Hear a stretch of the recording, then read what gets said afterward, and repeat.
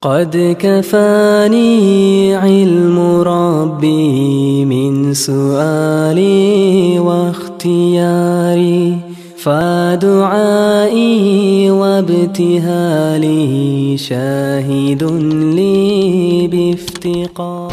Maka Syekh Abdul Aziz Ad-Dabbagh ini seorang wali Allah di sana, di Maroko sana. Ini beliau ini orangnya buta huruf tapi alim besar, kan anehnya. Buta huruf tapi alim. Ada orang pandai nulis tapi bodoh. Maka ketika satu hari dia menjumpai santri-santrinya.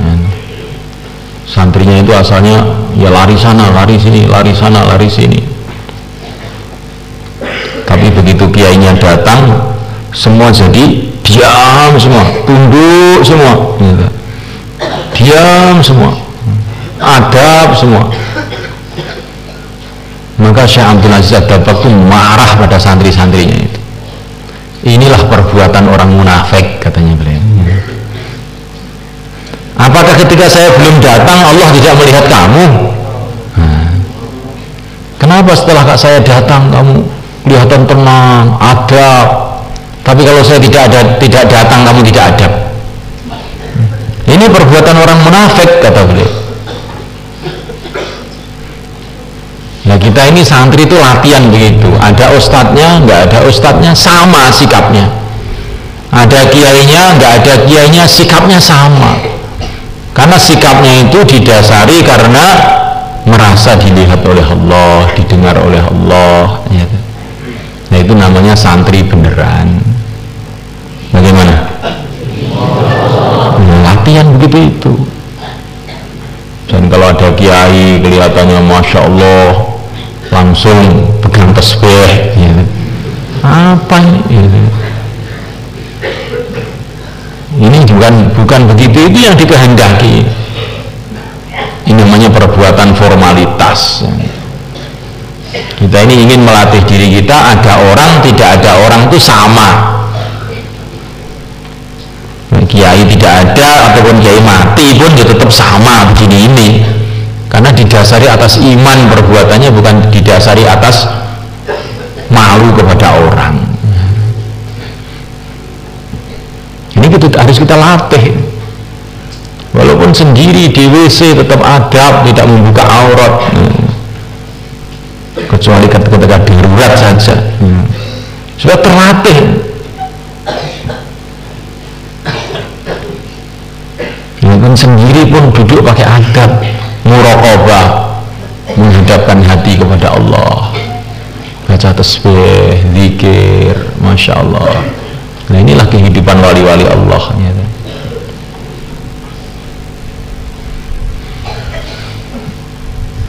Ini latihannya di pesantren itu yang dikehendaki. Bukan hanya sekedar ngaji, tapi ingin berubah, mulai pucuk buku sampai pucuk rambut itu berubah. Maka kamu baca kitab namanya Az-Zawajir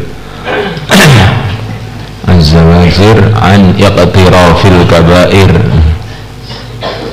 karangnya Ibnu Hajar Al-Hitami. Kami juga sudah sering saya katakan, kadang-kadang dosa itu kelihatannya kecil menurut pandangan kita, ternyata dinilai besar oleh Allah Subhanahu wa Ta'ala. Karena kadang-kadang dosa itu kecil, mengakibatkan perkara besar.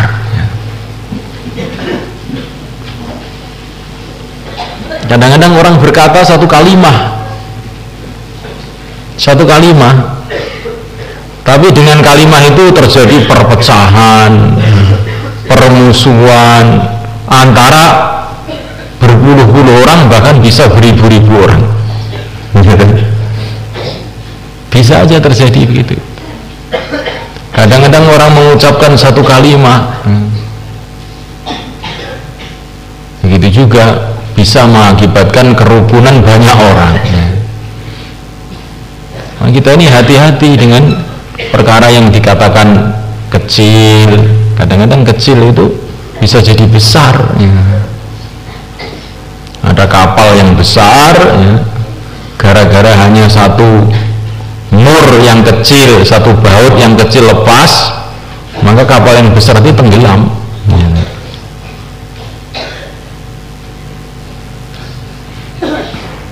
Nah yang kecil ini kalau diteruskan kecil-kecil, lama-lama bisa besar.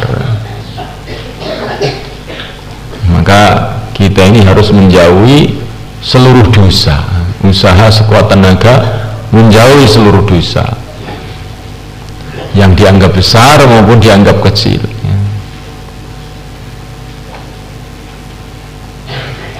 Karena perkara itu kecil ya, tapi kalau kita renungi apa ada dosa kecil itu ya. Karena apa kok tidak ada dosa kecil itu? Ini pandangan orang beriman ya. Karena kita ini hidup 24 jam itu dilihat oleh Allah, didengar oleh Allah. Perkara kecil aja kalau dibuat di depan Allah ini jadi besar ya.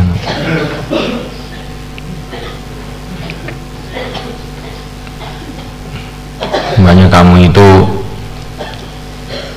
berbuat satu perkara yang tidak senonoh di sawah, itu namanya juga tidak senonoh.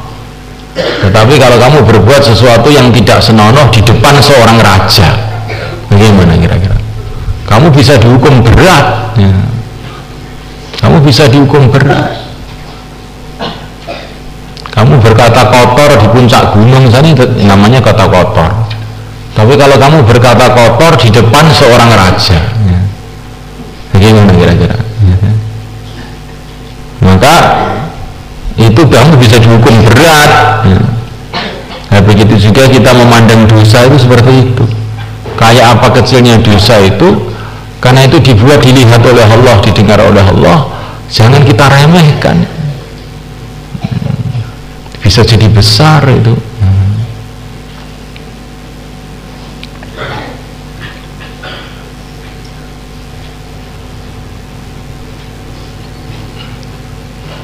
Apalagi kok dosa ya. Perkara-perkara yang kurang sopan aja ya. Perkara-perkara yang kurang sopan aja kalau dibuat di majelis yang mulia maka dianggap satu kesalahan besar ya enggak? Sekarang namanya waktu ngaji begini ini ada santri nggak pakai kopiah, pakai celana pendek ngaji, kira-kira bagaimana ya.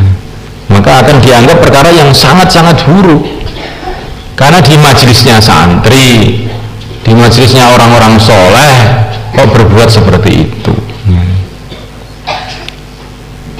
Nah kita ini 24 jam itu duduk bersama para malaikat.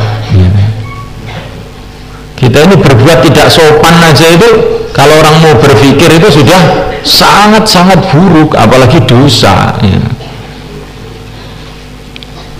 Berbuat tidak sopan aja sudah sangat-sangat buruk. Karena keliling kita ini, kanan kiri kita ini, depan belakang kita ini penuh dengan malaikat-malaikat yang mulia, kiraman katibin, malaikat-malaikat yang mulia.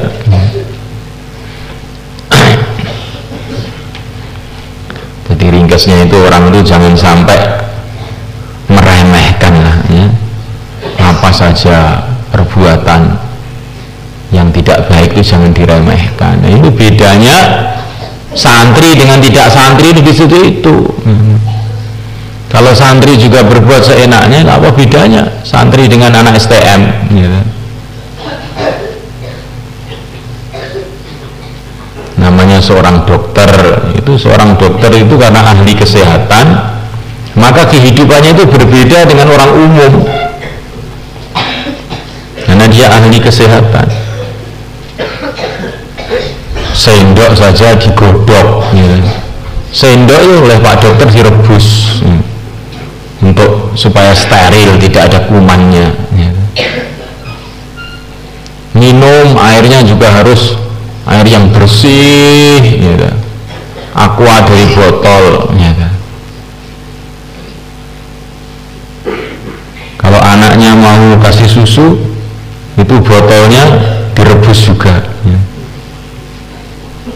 Kalau orang awam, orang petani nggak paham perkara ini, dianggap dokter itu orang gila ya. Apa itu sendok direbus ya. Apa botol direbus, kalau ketela direbus sih masuk akal katanya. Ini botol direbus, sendok direbus, apa ini? Enggak. Nah dokter melihat orang awam yang begitu tadi bagaimana? Ya kamu itu mengtolol bodoh gitu. Nah santri ya begitu. Santri ini orang yang ngerti agama, perkara-perkara yang kecil urusan agama itu diperhatikan. Duduk pakai adab ya, bicara pakai adab, jalan pakai adab, makan pakai adab, apa aja pakai adab, sampai di WC pun pakai adab ya. Sudah di WC, di tempat yang kotor itu pun masih pakai adab. Itu namanya santri. Santri itu bahasa Sanskerta, bahasanya orang India sana, Jawa kuno, maknanya orang suci. Santri itu maknanya orang suci. Jadi harus berbeda ini, tertib kehidupannya itu berbeda, pakaiannya berbeda, makannya berbeda, duduknya lain, semua pakai adab semua.